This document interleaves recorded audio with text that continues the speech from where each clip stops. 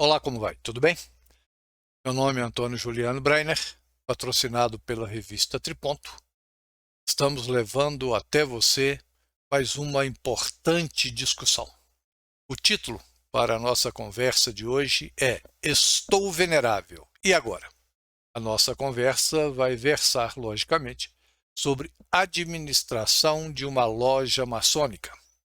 Quando ocorre uma eleição e uma nova administração assume a loja, é importante que essa administração tenha em mente um planejamento, uma proposta para ser executada durante o seu período administrativo. E que isso fique bem claro para todos os irmãos. E para que os irmãos possam colaborar, jogar junto, no mesmo time, apoiar um ao outro, é preciso que o venerável mestre convoque esses irmãos para que eles contribuam com suas propostas. Essa atitude é a atitude democrática de uma administração da loja. Com cada irmão fazendo a sua proposta e a administração, posteriormente, coletar essas propostas, analisar as melhores, as mais plausíveis, as executáveis. E, com isso, formar um documento para que seja entregue a todos os irmãos com o planejamento para aquela administração. E o planejamento, ele envolve propostas. E como alcançar os objetivos através de cumprimento de metas. E nós não podemos esquecer que administrar a maçonaria não é como administrar uma empresa, como administrar uma organização leiga. Não. A administração da maçonaria passa por um processo profundo, que é a maçonaria com sua proposta iniciática. Essa palavra é muito importante.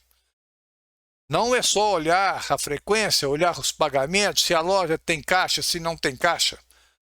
É um conjunto que nós devemos observar numa loja maçônica. E não esquecer disso. A maçonaria é uma associação ou uma sociedade iniciática. Nós vamos elencar 8 objetivos que são os mais comuns em todas as lojas. É claro, a sua loja, com as suas particularidades, com seus envolvimentos sociais, com a disposição e a qualificação de cada irmão, você terá maior ou menor número de propostas que poderão ser executadas. As 8 propostas que vamos apresentar são as que comumente acontecem em toda administração, em todo planejamento. E temos que lembrar que a construção do conhecimento maçônico se faz por etapas. Um irmão, para atingir o grau de venerável mestre, ele deve passar por outros cargos em loja. Não é à toa que a maçonaria organizou primeiro vigilante, segundo vigilante, tesoureiro, orador, secretário. Isso de rito para rito pode mudar. Por exemplo, no York nós não temos o orador.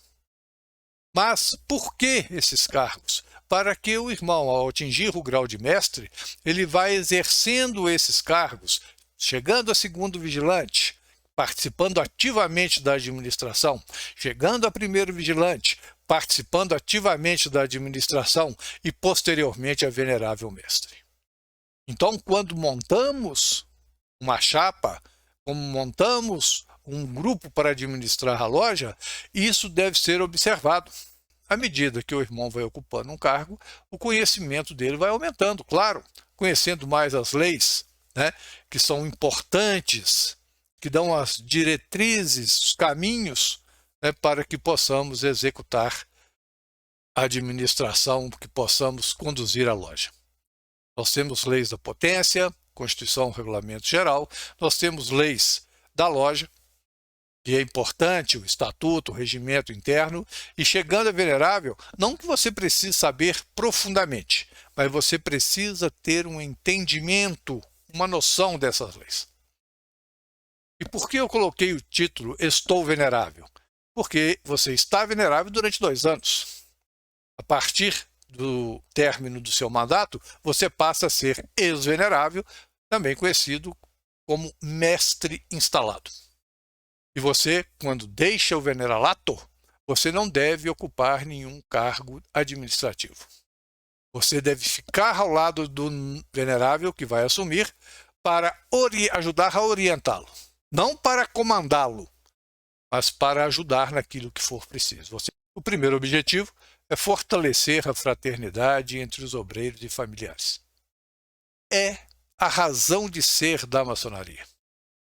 Se nós estudarmos lá o princípio da maçonaria, nós vamos ver que ela foi construída, os maçons, para que um protegesse o outro, e a família, e dar condições de ajudar a família.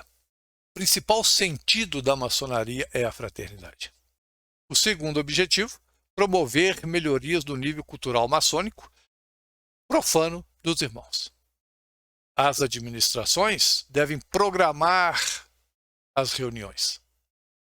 Não é só colocar lá, reunião tal dia é aprendiz, tal companheiro, tal mestre. O que nós vamos tratar nessas reuniões, além de praticar uma ritualística de qualidade? Nós devemos ter a comissão de cultura e ritualística, constituída normalmente por 3 mestres, que vão discutir e fazer propostas também para que tenhamos umas reuniões com atrativos, reuniões que possamos discutir assuntos filosóficos, doutrinários, ritualísticos da maçonaria. Entrar som do malhete e terminar ao som do malhete sem nenhum aproveitamento, normalmente é perder tempo dentro de uma loja. E muitos irmãos afastam-se porque não veem qualidade nas reuniões. E também conhecimento profano. Eu dou um exemplo atual. Nós estamos numa pandemia. A sua loja convidou alguém para ir fazer uma palestra sobre o assunto? Convidou o secretário de saúde? Convidou um médico epidemiologista da cidade para dar informações corretas? Ou ficou só nos grupos aí ouvindo e vendo as bobagens, os fake news? É muito importante esse segundo objetivo. O terceiro objetivo é elevar a frequência média às sessões. Existe uma tendência dos irmãos a se afastarem das reuniões. Eles procuram ir em reuniões que eles consideram reuniões importantes. Normalmente, reuniões festivas. E no dia a dia, eles afastam. O venerável mestre deve procurá-los e ver qual a razão do afastamento. O que está incomodando? Porque se você não procura o irmão que se afastou, que não está sendo frequente no início, provavelmente esse irmão vai deixar a loja. O que está acontecendo? É uma pergunta que nós devemos fazer a ele. E ouvi-lo e refletir sobre as suas queixas. O quarto objetivo é aperfeiçoar os trabalhos em loja. A grande maioria dos trabalhos nas lojas são de qualidade ruim. É perder tempo. Onde o irmão, não importa qual o grau, levanta e lê um texto que normalmente ele imprimiu lá do Google, Ctrl+C, Ctrl+V, e leu. Terminou, ninguém pergunta nada. Ele não consegue concluir porque ele não estudou o assunto, nem superficialmente. A leitura, às vezes, é uma leitura incorreta. Muitas palavras ele não sabe pronunciar. E depois o irmão orador, ou nas lojas que não tem o orador, algum irmão levanta e elogia. É um esplêndido trabalho, é um espetáculo. Nada, é uma porcaria de trabalho. Isso afasta os irmãos que gostam de ler, afasta os irmãos que gostam de estudar a maçonaria. E quem gosta de estudar maçonaria, quem gosta de ler os livros, os blogs, os artigos científicos, eles conhecem muito bem quando uma coisa, na maioria das vezes, é cópia. E fica calado. Fica calado para não desagradar o irmão que fez aquela peça de arquitetura vergonhosa. Então, aperfeiçoar os trabalhos em loja é fundamental. Trabalhos curtos, trabalhos objetivos, trabalhos com antecedência comunicado à loja através do planejamento. Dia tal, o assunto será tal, tratado por tal irmão. Os outros irmãos podem ler esse assunto para, após a apresentação do irmão, que ficou responsável para apresentar o trabalho, fazer considerações importantes. Não esqueçam desses detalhes, meus queridos veneráveis. A quinta proposta é elevar o quadro de obreiros. Essa renovação é importante. Nós estamos vendo que muitas lojas, e a maçonaria em geral, está com uma idade média avançada. Nós temos, falando por mim, quantos anos de vida ainda tenho dentro da loja? Se não houver peça de reposição, se não houver irmãos para substituir aqueles que forem partindo, a maçonaria, segundo alguns estudiosos, acaba dentro de alguns anos. Então nós devemos sempre escolher na sociedade pessoas boas e trazer para a loja. Porque a maçonaria, a função dela é transformar pessoas boas em pessoas melhores. Então isso é importante. Vamos sempre renovando, trazendo novos irmãos para que eles constituem a loja. Uma proposta interessante que sempre aparece e que muitos irmãos reclamam é essa sexta: fomentar maior intercâmbio entre as lojas da jurisdição. É a intervisitação.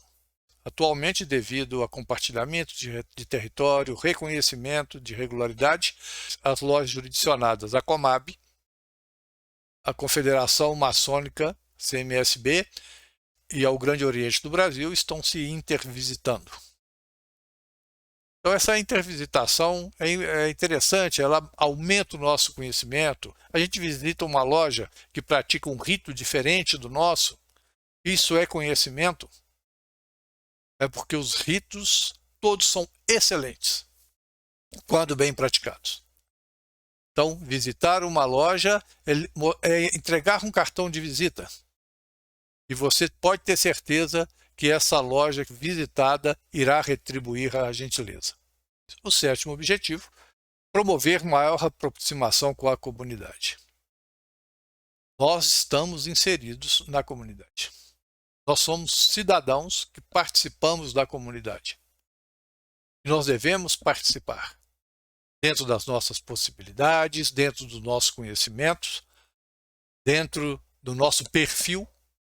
Nós podemos e devemos ajudar a comunidade. As associações abertas, participe da administração, participe da diretoria, contribua de alguma forma para que possamos aproximar mais a maçonaria da comunidade. Nós já temos a maçonaria em geral, as lojas em geral, já tem a área de trabalho chamada filantropia. Essa é muito importante, porque através da filantropia, além de ajudar, você marca o seu território. Olha, a maçonaria está ajudando tal entidade. Olha que coisa interessante, essa entidade está caminhando bem, não está tendo problemas. É muito importante a nossa inserção na comunidade. E não ficar com aquele pseudo-secretismo idiota que muitos ainda carregam. Você não precisa ficar desfilando pela cidade de avental, mas você precisa mostrar que você é um cidadão, é um maçom e você contribui com a sua comunidade. A 8ª proposta é contribuir e incentivar as atividades paramaçônicas.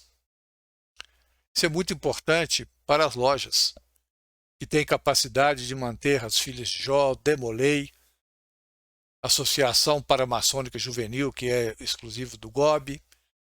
Então, todas essas entidades desses jovens, é importante que a loja assuma o patrocínio e faça a sua contribuição, cedendo suas lojas, o espaço físico da loja para as reuniões. E mantenha a observação. Faça um grupo de irmãos que gostam das reuniões com os jovens, né? E esse grupo vai permanentemente auxiliar os Demoleis, as Filhas de Jó e a Associação Juvenil Paramaçônica. Os grupos que as cunhadas às vezes criam também são importantes, porque elas podem contribuir, inclusive, na sociedade, com uma filantropia de maior peso. Então, meus irmãos, nós elencamos aí esses objetivos, 8 objetivos, e na maioria das lojas acontece. Como eu disse no início, cada loja em sua cidade, em seu bairro, tem suas particularidades. Nós podemos aumentar isso aí para 10, 12, nós podemos diminuir, mas a loja deve buscar essas propostas. E com essas propostas, ter os seus objetivos. Você pode dizer aí, olha, irmão Juliano, você não colocou a parte financeira, a arrecadação, melhorar a arrecadação. O irmão, quando é iniciado, ele se compromete a pagar em dia a sua mensalidade. E o tesoureiro é responsável de coordenar, manter o caixa e cobrar os irmãos faltosos com a tesouraria. E aquele que for reincidentemente faltoso, ser chamado pelo venerável mestre para uma conversa. Qual é o motivo que você não está pagando a mensalidade? Não simplesmente chamar uma câmara do meio, constituir uma câmara de meio para expulsar o irmão. Sabe lá se ele está passando necessidade? Sabe lá se a situação do momento dele é difícil? Às vezes ele está precisando de ajuda. Aí lembra aí do primeiro objetivo, né? Fortalecer a fraternidade. Então, o irmão sempre foi um irmão que manteve em dia a sua mensalidade. Ele passando por um momento difícil, você mete os 2 pés no peito dele e joga ele na rua. Você está sendo maçom? Você está sendo fraterno? Então, toda uma análise deve ser feita sobre todos os aspectos. Fechando os objetivos, você tem que buscar uma outra situação. E a pergunta que nós devemos fazer é essa: como alcançar os objetivos propostos e ter sucesso? Isso se faz através de cumprir metas. Nós temos metas a serem cumpridas.